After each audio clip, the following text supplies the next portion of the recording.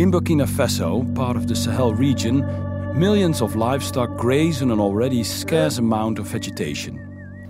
Once the vegetation is gone, a region can lose its fertile topsoil and becomes a wasteland. This makes life hard for birds like turtle dove and common redstart. Wood, amongst other purposes, is needed for smoking fish and cooking the family's meals. Due to population growth, increasing amounts of wood is needed across the whole region, taking another toll on its already pressured ecosystem. It's not the rural populations that are putting pressure on these rural ecosystems.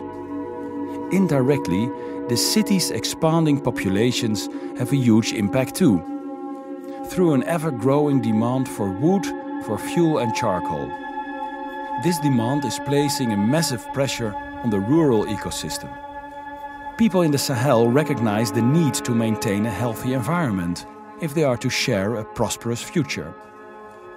Faced with these facts, the people of the Sahel are organizing themselves to resolve the severe environmental problems. Local conservation groups are working together with local people to improve their environment, both for birds and people. Researching and monitoring birds is essential for understanding the health of the ecosystem. Locals are trained to monitor birds. They are becoming the eyes and ears of the ecosystem, noticing the smallest changes in their environment. Given a chance, people want to do more for their environment. In the Sahara River basin, a community forest has been set up. The trees in this forest provide fuel and wood for construction for the local population and thus reducing human pressure on the natural forests. Additionally, people have to ask for a permit to collect or cut wood outside these community forests.